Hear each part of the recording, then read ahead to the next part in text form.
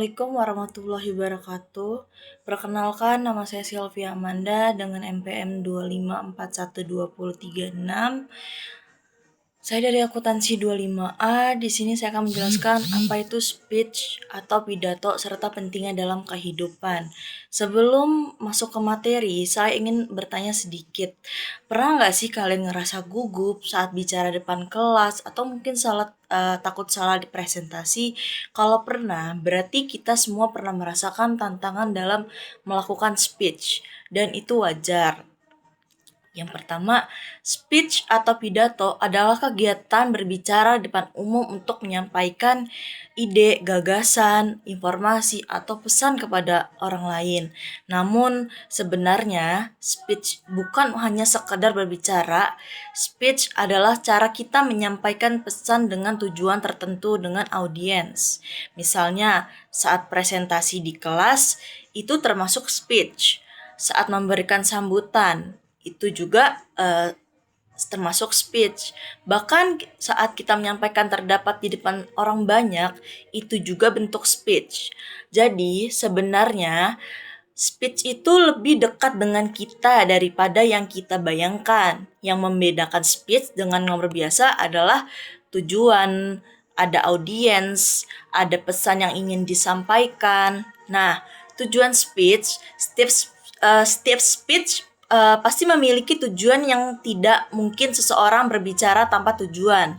Beberapa tujuan utama speech adalah misal memberikan informasi, presentasi tugas, seminar, penyeluluhan.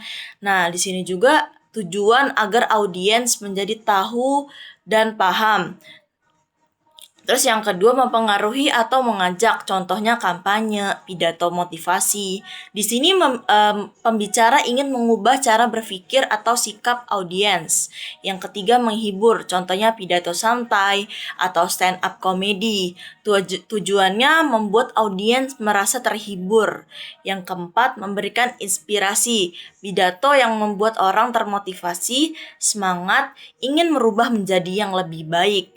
Nah, di sini ada jenis-jenis speech. Speech dibagi menjadi beberapa jenis. Yang pertama, informative speech. Pidato yang berisi informasi. Contohnya, presentasi materi kuliah. Yang kedua, persuasive speech.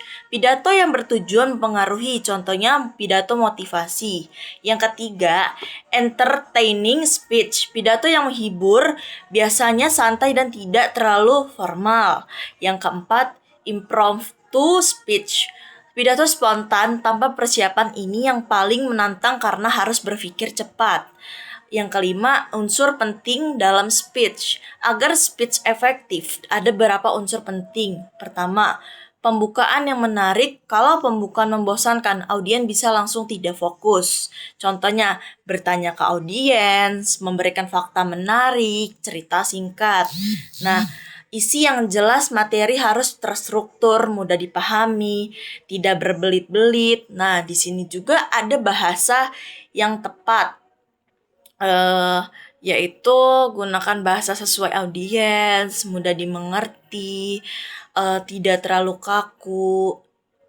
Di sini juga yang keempat ada intonasi dan ekspresi. Cara menyampaikan sama penting dengan isi. Kalau datar, audiens bosan. Kalau ekspresif, audiens lebih tertarik. Nah, 5,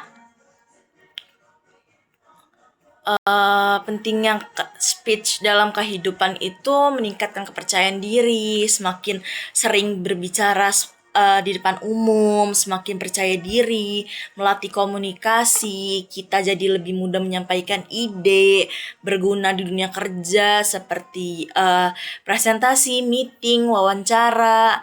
Semua butuh kemampuan berbicara. Yang keempat, mampu menyampaikan pendapat. Orang yang bisa berbicara dengan baik lebih mudah didengar. 5, meningkatkan leadership. Seorang pemimpin harus bisa berbicara dengan baik. Nah, di sini juga ada tantangan dalam speech. Tidak semua orang mudah melakukan speech. Beberapa tantangannya itu grogi, takut salah, kurang percaya diri, lupa materi. Tapi semua itu bisa diatasi dengan latihan. Nah, di sini juga aku mau ngasih tahu kalau di sini juga ada tips menjadi speaker yang baik. Yang di sini ada beberapa tips, yaitu latihan sebelum tampil, pahami materi jangan hafal, jaga kontak mata, gunakan bahasa tubuh, atur tempo bicara, jangan takut salah, yang penting berani mencoba. Nah, sebagai penutup, dapat kita simpulkan bahwa speech atau pidato adalah kemampuan penting dalam kehidupan. Speech bukan hanya tentang berbicara, tapi tentang bagaimana kita menyampaikan pesan dengan baik kepada orang lain. Dengan kemampuan speech yang baik, kita bisa menyampaikan ide, mempengaruhi orang lain, memberikan inspirasi. Semua orang materi ini bermanfaat dan bisa menambahkan wawasan kita semua. Mohon maaf jika ada kesalahan. Wassalamualaikum warahmatullahi wabarakatuh.